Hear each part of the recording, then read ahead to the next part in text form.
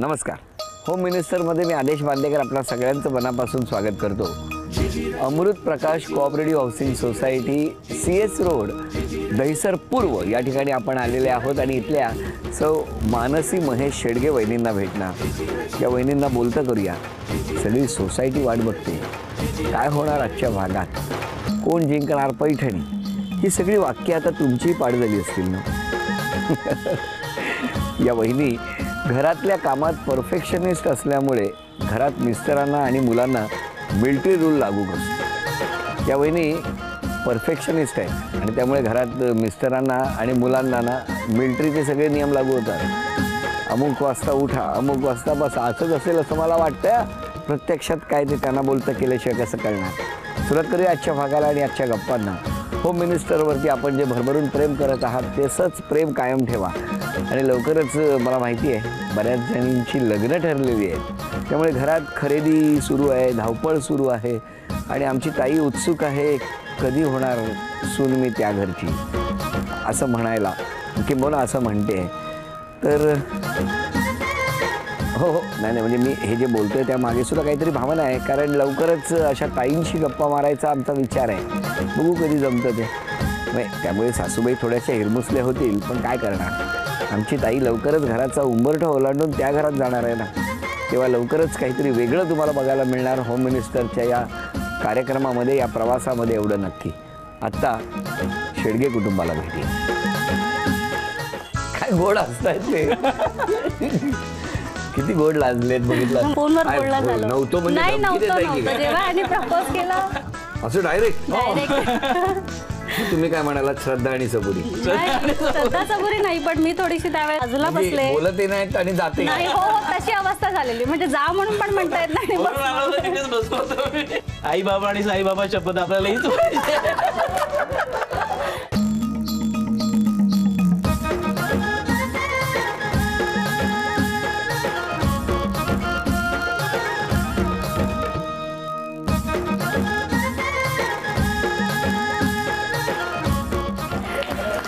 नमस्कार नमस्कार नमस्कार नमस्कार.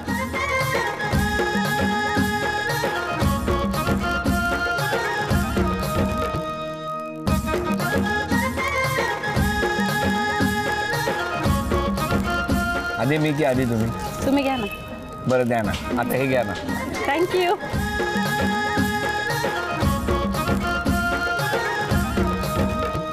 बरं काय काय पाठ केलं ते म्हणा पटापटा. खाना घेऊ. हा घ्या ना. चैत्र वैशाखात मोगरा फुलतो छान, महेश रावांचं नाव घेते, होम मिनिस्टरचा राखून मान. वा वा वा वा, अभिनंदन. द्या आता ओळख करून सगळ्यांची. हे माझे स्वतः. नमस्कार स्वतः. हा माझा मुलगा. बर. माझ्या सासूबाई. नमस्कार. माझी आजी. आजी नमस्कार. त्या आजी काय गोड असतात.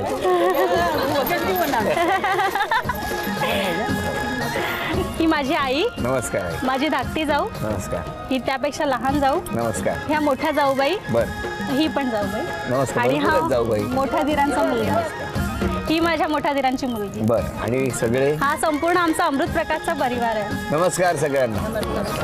चला सुरुवात करूया आजच्या गप्पांना. पाईप गॅस घरोघरी, पैठणीसाठी करू बरोबरी. तिरंगी झेंडा ही भारताची शान, जिंकणार आहे मी पैठणी समान. श्रीकृष्णाच्या बासरीचा राधेला ध्यास, आज मी आली पैठणीसाठी खास. नमस्कार. नमस्कार.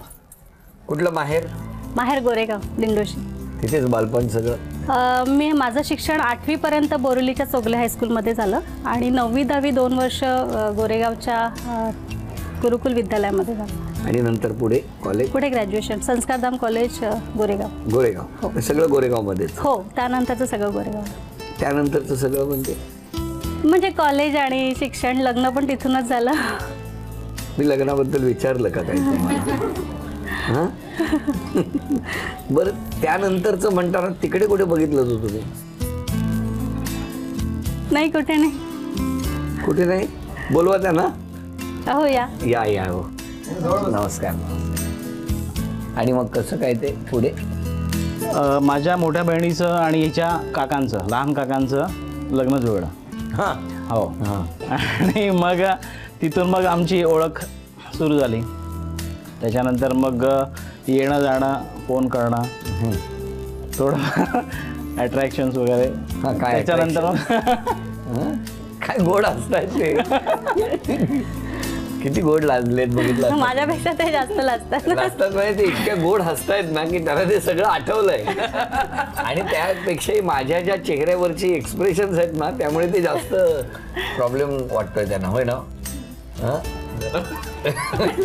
कारण मला काय बोलायची पण गरज नाही यार. एवढं सगळं आता ते कळायला लागलंय. पुढे काय झालं मग? पुढे मग आमचं कॉन्टॅक्ट व्हायचं फोनवरून वगैरे.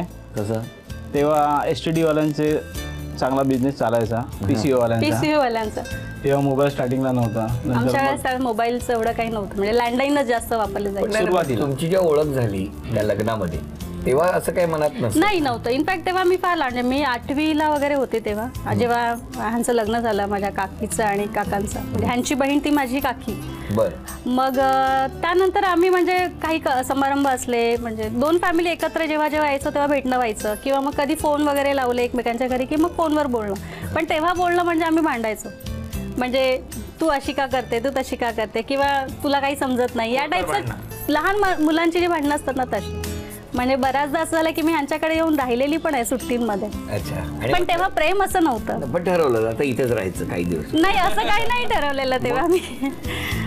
पण मग नंतर मग भेटी म्हणजे आम्ही प्रत्यक्षात कधी भेटलो नव्हतो, फोनवर बोलणं झालं. नाही, नव्हतं. जेव्हा आम्ही प्रपोज केलं तोपर्यंत आम्ही भेटलो नव्हतं. काय खरं काय सांगा? खरंच. हो, खरंच. मग आमचं फोनवरून मी एकदा हिला म्हटलं की आपण एक दिवशी भेटूया. त्या दिवशी एक फेस्टिवल होतं रामनवमी सारखं मला वाटतं. साईधामला कांदिवली आहे ना, तिथे साईधाम मंदिर आहे, साईबाबांचं मोठं मंदिर आहे. तिथे मी विचारलं की तुम्ही भेटशील का म्हणून मला.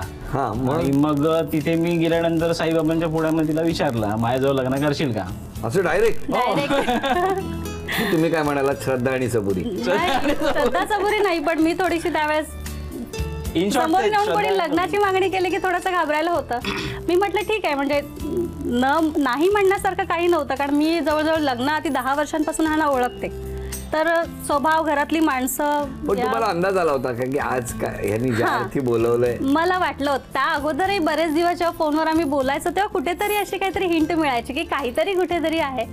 पण जोपर्यंत समोरून बोलत नाही तर मी तरी. पण ते बोलले नसते तर मी नसते बोलली, त्यांचीच वाट पाहिली असती, वाट बघितली असती, आणि तेवढ्या स्थळ आली असती दाखवायला. तर तो पण आहे की सवी, तुम्ही सांगितलं तर तोही सांगेन. काय काय सांगा ना, सांगा ना. नाही, म्हणजे आमचं लग्न म्हणजे ह्यानी मला विचारलं साईधामला. मग मी म्हटलं की घरी येऊन विचारूया, आई वडिलांशी एकमेकांच्या बोलूया, त्यांची परमिशन असेल तर पुढे जायला हरकत नाही आपली.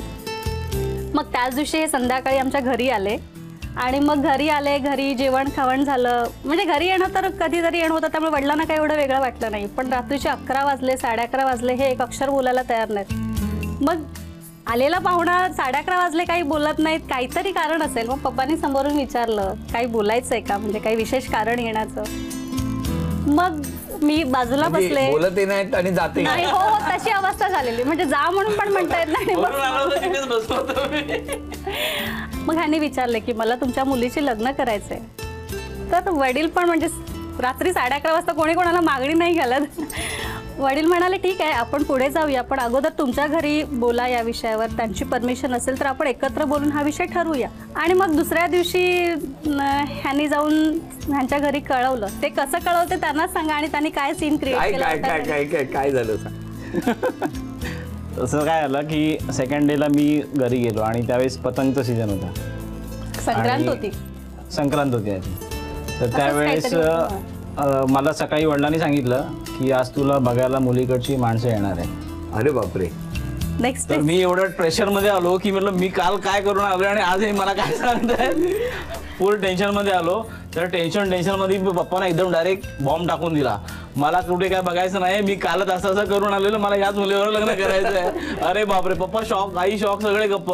काय करायचं आता पुढे? ती लोक संध्याकाळी येणार आहेत. म्हणजे संध्याकाळी येणार आहेत, ती जबाबदारी माझी की त्यांनी मला न पसंत करावी. अच्छा, विशेष मग असं प्लॅनिंग पण केलं की त्यांनी रिजेक्ट करावं. काय करणार? तर त्यांनी पसंत केलं तर मग परत प्रॉब्लेम होणार ना. मग काय, मग आम्ही पतंग उडवायला दिवसभर वरती गेलो. ती लोक 4:00 आसपास येणार होते. मग कॅप वगैरे काढली, गॉगल काढलं, सगळं असं पूर्ण अंग काळपट वगैरे सगळं करून संध्याकाळी मग ती आली, मग स्प्राईटची बॉटल वगैरे कोल्ड्रिंकची बॉटल घेऊन खाली आलो. मग मित्राला एक फोन लावण्याचा, अरे क्या रे यार, क्या पतंग उडा यार, ये क्या. थोडक्यात त्यांना असं दाखवलं की मुलगा टपोरी आहे. मग ते ऑटोमॅटिक त्यांनी बघितलं, ठीक आहे मग शेडके आम्ही येतो. नंतर कळलं.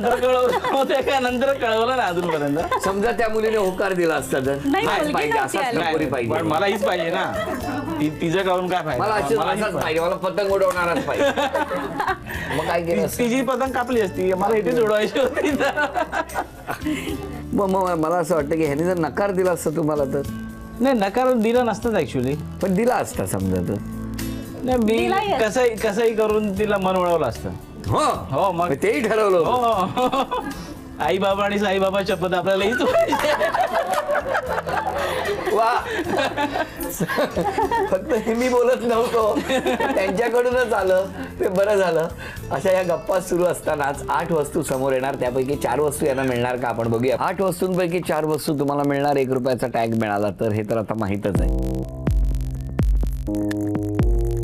एक, हो बघा ना, 5 रुपये आणि घड्याळ. हा, दुसरी वस्तू मिस्टरांच्या सूचनेनुसार 1000 रुपये. अरे बापरे, आता अरे दोनच चान्स बापरे, उरले. आता 2च संधी.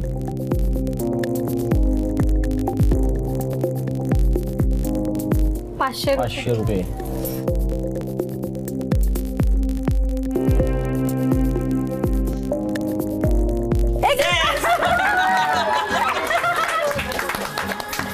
एक 1506 रुपयाचं.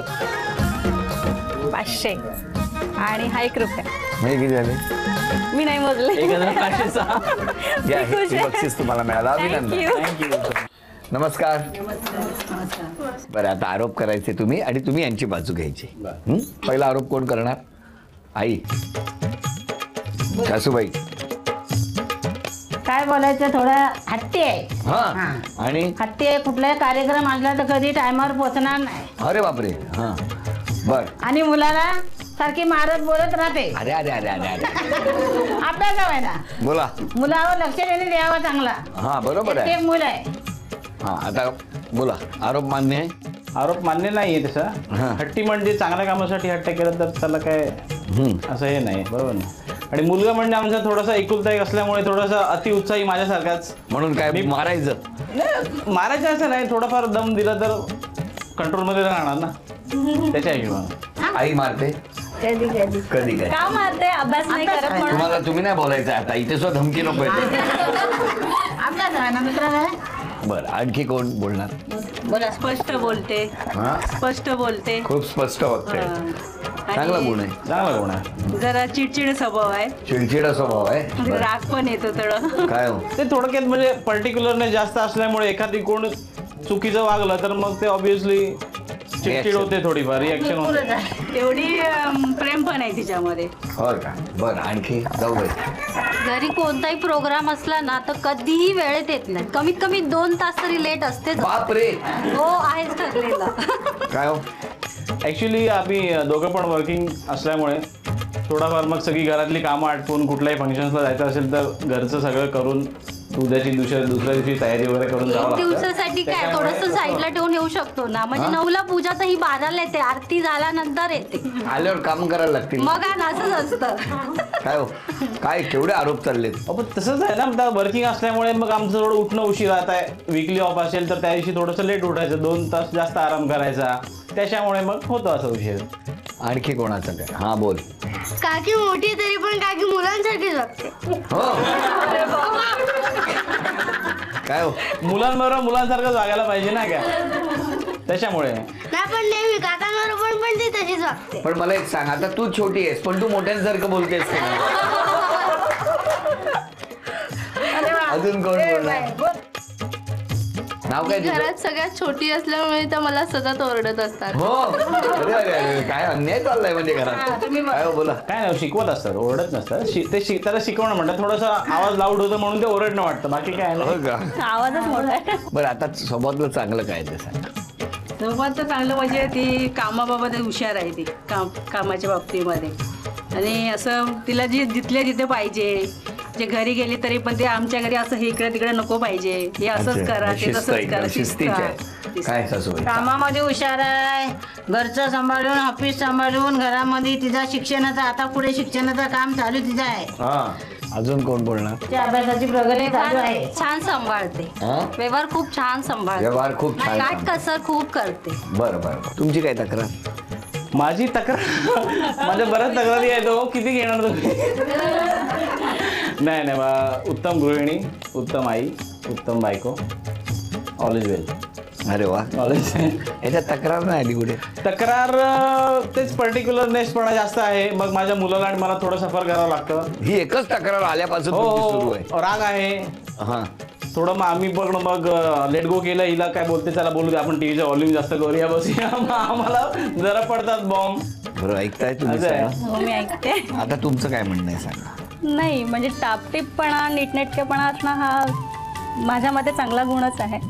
आणि रागाच्या बाबतीत म्हणाल तर मी प्रयत्न करेन की मी स्वतःला अजून थोडं शांत करण्याचं, पण काही वेळेला नाही राहत स्वतः तिथं. प्रयत्न करेन मी सुधारण्याचा स्वभाव. नक्की? हो नक्की. बघा, सगळ्यांनी सांगितलेलं आहे आता. आणि ह्याच्याबद्दल काय? तो अभ्यासाच्या बाबतीतच त्याला मार पडतो, पण तो हल्ली आता सुधारतोय थोडं, मम्माला त्रास कमी द्यायला लागलाय. हो, बाकी एरवी खूप चांगला मुलगा आहे तो. तर तो कळतच आहे किती गोड आहे. गोड आहे आमचं बाळ. गुणी बाळ आहे ते. गुणी बाळ आहे, गुणी बाळ आहे. चला, उद्यापासून राग कमी होणार आहे, तेव्हा आत्ताच झी मराठीकडून ही भेटवस्तू देऊन घेऊया. अभिनंदन. थँक्यू. नाव जाहीर होणार या चिठ्ठ्यांमध्ये. बघूया काय स्पेशल आहे वाटतं. नाही. नाव आहे शीतल सावंत. या या, अभिनंदन. नाव सांगा. शीतल श्रीकांत सावंत, कुठे राहता? अमृत प्रकाश, अमृत प्रकाश म्हणजे हीच सोसायटी. हो, हो, याच. कुठली विंग तुमची? A wing 402. आता पैठणी ए मध्ये जाणार का बी मध्ये? कोण कोण असतं घरी? आम्ही दोघं आणि मुलगी आणि नातवंड. मग आता कोण आहे घरातलं तुमच्या आता बरोबर? आहे, नातू आहेत फक्त. नातू कुठला? तो उचलून घेतला होता तो? हो. तो तिथेच बरा. शुभेच्छा आहेत तुम्हाला. हा? बघूया कोण जिंकणार पैठणी. एक शिडी, त्याला लटकवलेल्या त्या बॉलिंग बॉटल, दोघींनाही 20-20 संधी. टप्पा पाडून तो जो स्माइली चेंडू आहे तो त्या बॉलिंग बॉटलला लागला पाहिजे. 20 संधीमध्ये दोघींपैकी ज्यांची गुणसंख्या जास्त होणार त्या ठरणार आजच्या भागातल्या होम मिनिस्टर, ज्यांना मिळणार आहे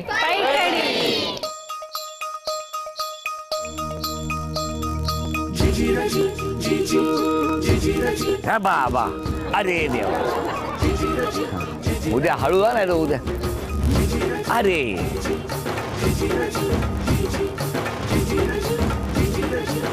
एक,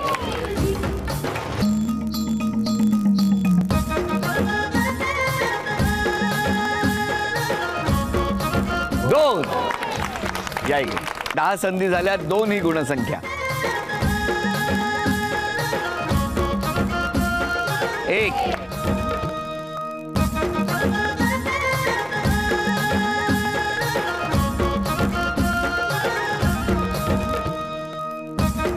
दोन, 3. बघूया या पुढच्या 10 संधीमध्ये निकाल आहे तसाच राहतो की बदलतो.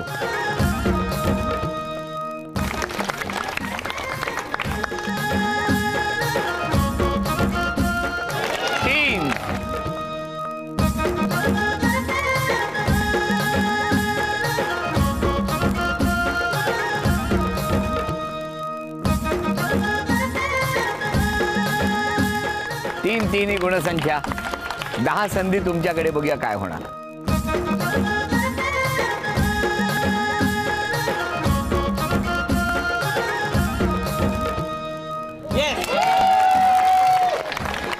उपविजेत्या ठरल्या सावंत वहिनी. त्यांना झी मराठीकडून ही भेटवस्तू आणि चांदीचं नाणं. ही भेटवस्तू तुमच्यासाठी. काही केलं नाही म्हणून. आणि आजच्या भागात होम मिनिस्टर ठरल्या शेडगे वहिनी. त्यांना तथास्तू पुणे यांच्याकडून ही पैठणी.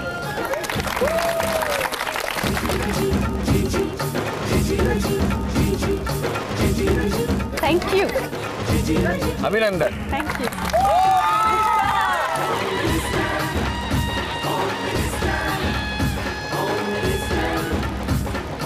अमृत प्रकाश सोसायटी दहिसर पूर्व या ठिकाणी रंगलेला हा मुंबईतला आजचा भाग इथेच संपतो आहे.